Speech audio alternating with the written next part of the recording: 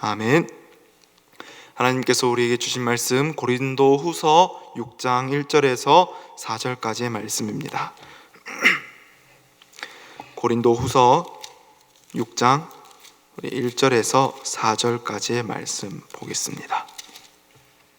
제가 가진 성경으로 신약 290페이지입니다. 우리 다 찾으신 줄 알고 우리 함께 합독하도록 하겠습니다. 함께 읽겠습니다. 우리가 하나님과 함께 일하는 자로서 너희를 권하노니 하나님의 은혜를 헛되이 받지 말라. 이르시되 내가 은혜 베풀 때에 너에게 듣고 구원의 날에 너를 도왔다 하셨으니 보라 지금은 은혜 받을 만한 때요 보라 지금은 구원의 날이로다. 우리가 이 직분이 비방을 받지 않게 하려고 무엇에든지 아무에게도 거리끼지 않게 하고 오직 모든 일에 하나님의 일꾼으로 자천하여 많이 견디는 것과 환난과 궁핍과 고난과 아멘. 제가 잠시 기도한 후 우리 말씀 보도록 하겠습니다. 사랑과 자비의 하나님, 은혜에 감사합니다. 또 오늘도 예배드림으로 주님 앞으로 나아갈 수 있게 허락하시고 찬양할 수 있게 한 은혜에 주님 무한한 감사를 드립니다. 주님과 함께하는 이 시간 하나님 기뻐 받으시는 시간이 되게 하여 주시길 바랍니다. 또 하나님의 그 귀한 말씀이 우리의 마음 가운데 새겨지기를 소망합니다. 새겨진 그 말씀이 세상을 이기는 큰 힘이 또 되길 소망합니다. 코로나로 인해 자리에 함께 못한 우리 성도님들 함께 영상으로나마 함께 할 때 그곳에서 주님 만나며 은혜롭고 귀한 시간 될 수 있게 도와주시옵소서. 마치는 시간까지 함께 해주시길 소망하며 감사드립니다. 우리 주 예수 그리스도의 이름으로 기도드립니다. 아멘. 오늘 말씀의 제목 은혜가 헛되지 않게라는 말씀의 제목을 들고 이 자리에 나왔습니다. 오늘 보는 말씀에서 바울은 고린도 교회 성도들에게 있어서 자신의 사도권을 인정받지 못하고 있는 그런 상황이었습니다. 그곳에 있던 거짓 사도들이 바울을 헐뜯고 마치 죄 있는 자처럼 이야기하여서 바울의 사역에 방해가 되고 있었기 때문입니다. 그래서 바울은 자신의 사역을 변호하고자 그렇게 이제 편지를 쓰게 된 것입니다. 특별히 오늘 말씀들이 바울이 자신의 사역에 대한 변호와 또 자신에게 마음을 열라는 것에 대해 더욱 구체적이고 직접적으로 이렇게 언급하고 있는 장면임을 우리가 보게 됩니다. 동시에 그가 사역자로서 교인들에게 이렇게 하라라는 권면하는 이런 모습들까지도 우리가 함께 볼 수 있습니다. 오늘 이 말씀들 함께 볼 때 주님의 은혜가 함께 하길 소망합니다. 우리 1절과 2절을 보겠습니다. 이 말씀은 1절과 2절 말씀을 보면 이 말씀은 새 언약의 사역자가 된 이 바울이 교인들에게 권하는 권면으로 하나님의 은혜를 무시하지 말라라는 말을 하고 의미를 가지고 있습니다. 바울이 새 언약의 사역자가 된 것은 그리스도로 인함이며 또 이 새 언약은 화목을 기초로 하고 있습니다. 그리스도로 인해 하나님과 함께 화목하여 졌기 때문입니다. 바울은 자신이 하나님과 함께 일하는 자임을 명백히 이야기하며 하나님의 은혜를 헛되이 받지 말라고 권면하고 있습니다. 은혜를 헛되이 받지 말라는 이 의미가 어떤 의미입니까? 우리는 이 말씀을 통해 은혜라는 것이 받으면은 받고 못 받으면은 못 받는 그런 것이 아님을 볼 수 있습니다. 또 어쩔 때는 이 은혜가 받아지는데 어쩔 때는 못 받아지는 그런 것이 아니라는 것을 우리가 볼 수 있습니다. 은혜라는 것은 늘 우리 가운데 임하는 것인데 그것을 잘 받아들이느냐 헛되이 받아들이느냐는 바로 우리에게 달려있다는 것입니다. 물론 말씀은 고린도 교인들에게 이렇게 달려있다고 바울이 이야기하고 있는 것이죠. 고린도 교인들은 바울이 보기에 합당한 그런 결과들을 산출해내지 못했습니다. 때문에 하나님의 은혜가 그들에게 헛된 것이라고 헛되이 주어진 것이라고 말하고 있는 것입니다. 예수가 그들을 대신하여 죽었다고 배웠으면서도 예수님이 그들을 대신해서 죽었다는 것을 배웠으면서도 그들은 아직 그들 자신에 대하여는 죽지 않았습니다. 그들이 죽지 않았다는 것은 바울의 편에 서지 않고 거짓 사도들의 편에 서서 바울을 참소하는 것에 동참했던 부분, 그것들을 통해 우리가 어느 정도 알 수가 있습니다. 하나님이 세상을 자기와 화목하게 하셨습니다. 그렇기 때문에 그의 백성이 이 사실을 믿고 그 은혜를 받아들인다면 그들 가운데에는 화해가 있어야 합니다. 바울의 복음이 참되다면 고린도 교인들은 바울이 전하는 그 말씀과 아울러 바울 자체도 받아들여야 했던 것입니다. 바울이 고린도 교인에게 하나님의 은혜를 헛되이 받지 말라고 한 말, 이 말의 의미는 그리스도를 말하던 사도의 가르침을 받아들이지 않고 그대로 폐기하는 것과 고린도 교회에서 활동하는 바울의 대적들이 전하는 그 가르침을 쉽게 받아들여서 거짓 신앙을 갖게 되는 일이 없도록 하라는 것입니다. 우리 또한 바울이 말하는 이 은혜를 헛되이 받고 있지는 않는지 생각하게 됩니다. 은혜라는 것은 결코 타인을 통해 정해지는 외적인 것이 아닙니다. 은혜는 항상 우리 안에 있습니다. 단지 그것을 우리가 모르고 있는 것일지도 모릅니다. 우리는 하나님으로부터 은혜를 받았습니다. 예수 그리스도가 이미 우리에게는 가장 큰 은혜가 됩니다. 그렇기에 그 은혜에 대한 반응이 우리에게는 있어야 합니다. 예수 그리스도와 함께 죽는 것, 그분이 지셨던 그 십자가를 나도 감당하는 삶, 이것이 그 은혜를 헛되이 받지 않고 그 은혜에 동참하는 삶인 줄 믿습니다. 2절을 계속해서 보겠습니다. 바울은 그렇게 고린도 교인들에게 하나님의 은혜를 헛되이 받지 말 것을 당부하며 2절에서 이사야 49장 8절의 말씀을 인용하여서 바울 자신의 권면을 더욱 확장시켜 표현하고 있습니다. 내가 은혜 베풀 때에 너를 듣고 구원의 날에 너를 도왔다. 그렇다면 바울은 왜 이 말씀을 인용하여 보충 설명을 하고 있는 것인지 우리는 또 그것을 보아야 합니다.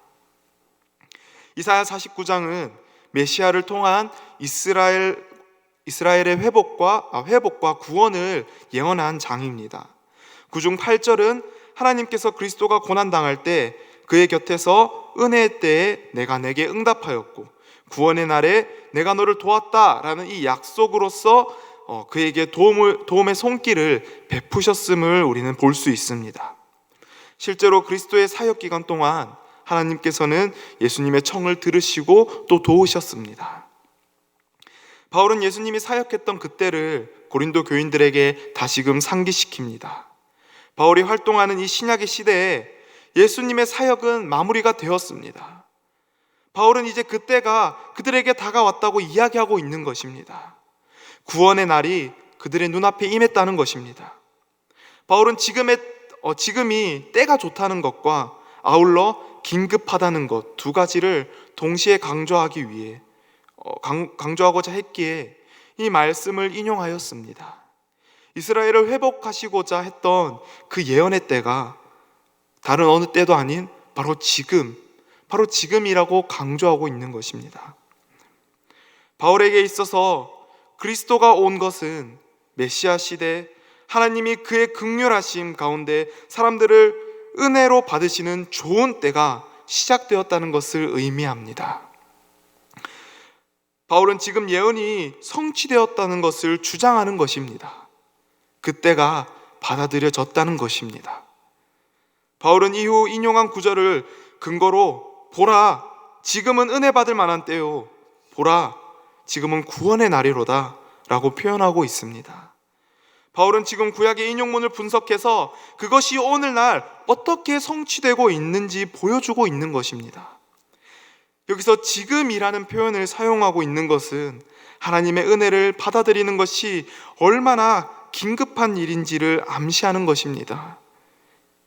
이 지금이 주어진 시간이 짧다는 것에 대한 염려보다는 즉시 행할 것을 권면하는 것입니다. 미루지 말고 지금 당장 하라는 것입니다. 그렇습니다. 지금 바울은 우리에게 권면하고 있는 것입니다. 보십시오. 지금 우리는 은혜를 받을 만한 때인 줄을 믿습니다. 지금 우리는 구원의 날에 속한 것인 줄 믿습니다. 내게 주어진 시간이 얼마나 될지는 아무도 모릅니다. 그렇기에 우리는 이 때를 미룰 수가 없습니다. 지금 당장 은혜를 받아들여야 합니다. 여기서 은혜를 받아들인다는 것은 어떤 의미입니까? 바로 예수와 함께 죽는 것, 십자가의 삶을 사는 것, 동일한 것 아니겠습니까? 이것이 은혜를 받을 만한 이때에 합당히 은혜 받는 것임을 믿습니다. 우리는 잘 알고 있습니다. 바울의 사도권과 또 그의 영성을 알기에 그가 하는 말에 대해서 우리는 쉽게 이해하고 또 믿으며 받아들일 수 있습니다. 그러나 고린도 교인들은 아니었던 것 같습니다. 그래서 3절부터는 바울이 그들에게 자신의 사역에 대한 변호를 하고 있습니다. 그렇습니다. 자신이 말한 1절과 2절 이 부분에 대해서 더욱 신뢰성을 확증시키기 위해서, 그리고 앞으로 나올 권면들에도 힘을 싣기 위해서 이 부분은 빠질 수가 없었던 것입니다. 3절을 한번 보겠습니다. 3절을 보면 3절을 한번 함께 읽도록 하겠습니다. 3절을 우리 함께 읽어보겠습니다. 함께 읽겠습니다. 우리가 이 직분이 비방을 받지 않게 하려고 무엇에든지 아무에게도 거리끼지 않게 하고, 쉽게 말해 바울은 자신의 직분이 비방받지 않으려고 누군가를 걸고 넘어지던가 남을 이용한 적이 없다고 말하는 것입니다. 자신의 직분을 위해 남에게 피해를 준 적이 없다는 것이죠. 이 말을 반대로 해석하면 누군가는 자신의 직분을 위해 남에게 피해를 준 적이 있다는 것이 됩니다. 이것은 바울이 거짓 사도를 염두에 두고 쓰는 말이 분명합니다.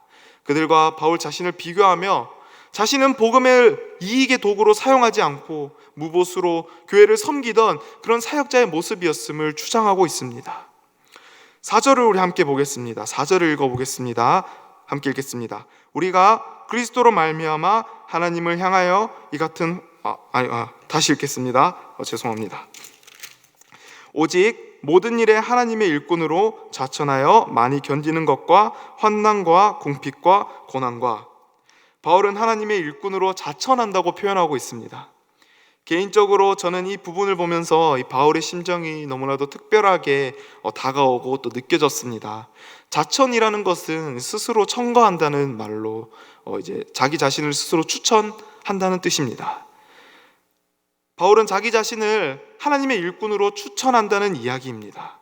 자신이 하나님의 일꾼이고 그리스도로부터 택함받은 사도라는 것을 증명하기 위해 이렇게까지 표현을 해야 했던 그 바울의 심정, 그 심정이 저는 너무나도 마음이 아프면서 또 한편으로는 자신 스스로를 당당히 대변하는 그 모습이 또 존경스럽기도 했습니다. 그런데 앞에 5장 12절의 말씀을 보면 자신의 변호를 자천이 아니라고 표현한 말씀이 있습니다.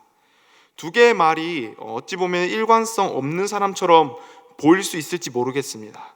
그러나 이 사역의 변호는 철저히 거짓 사도들의 영향에 대한 응답이라는 것을 우리는 알고 있어야 합니다.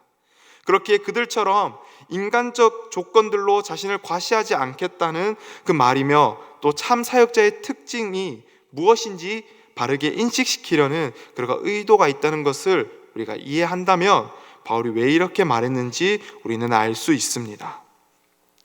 자신이 스스로를 이렇게까지 변호를 해야만 했던 이유는 그에게는 물론 또 고린도 교인들에게도 여유가 없었기 때문이라 여겨집니다. 그것도 그럴 것이, 그는 지금이라는 단어를 강조했었고 또 앞서 함께 보지 못했지만 뒤에 나온 모든 말씀들도 모두 고린도 교회에 대한 바울의 권면으로 가득 차 있습니다. 그런데도 1절과 2절에 하나님의 은혜를 무시하지 말라는 이 권면 후에 자신의 변호를 적어 내려간 것을 보면 바울이 그들이 자신을 믿어주기를 간절히 바랐는지도 모릅니다. 바울이 은혜의 사역을 비방받지 않게 하기 위해 감당한 일들을 봅니다. 그는 그 어떤 희생도 마다하지 않고 사심없이 충성을 다하였음을 볼 수 있습니다. 고난 자체가 그의 어떤 신실함을 증명할 수는 없지만 그는 고난 속에서 분명하게 신실한 반응을 보였습니다. 어찌 보면 우리에게는 축복일 수 있습니다. 하나님의 말씀의 완성인 이 성경이 지금 우리에게 있기에 우리는 그 말씀 그대로 따를 수 있고 또 3자의 입장으로서 이렇게 생각할 수 있기 때문입니다. 오늘 하나님께서 우리에게 주신 말씀인 이 은혜를 헛되이 하지 말라라는 이 말씀을 우리의 마음에 새기시길 소망합니다. 당시 고린도 교인들이 은혜를 헛되이 하지 않는다는 것은 바울과 함께 화목하는 것이었습니다. 그것이 은혜에 합당한 태도였을 것입니다. 그것을 거절하여 여전히 바울을 받아들이지 않는다면 그들은 심판대 앞에서 부끄러움을 당할 것입니다. 하나님의 은혜는 즐거이 받길 원하면서 우리의 관계 속에서 그 은혜를 구현해내지 않는다면 그 은혜는 헛된 것이 될 것입니다.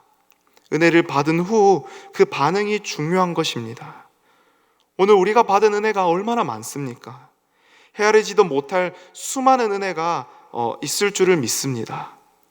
그리스도인은 사는 목적도 방식도 또 그 관계도 받은 은혜에 합당한 삶을 살아야 할 줄 믿습니다.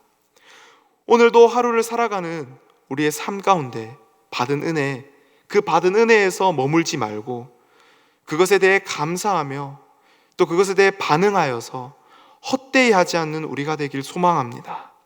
지금의 상황이 많이 어렵고 또 힘들고 예배가 무너지고 있는 이런 시기 가운데 또한 시기이지만 그러나 이때가 구원의 날이고 지금이 은혜 받을 만한 때임을 우리가 잊지 않고 그 은혜에 합당한 삶을 살아가는 우리 모두가 되길 주님의 이름으로 소망합니다. 우리 함께 들은 말씀을 가지고 기도하기를 소망합니다. 하나님과 더불어 화목한 자가 되게 하여 주시옵소서.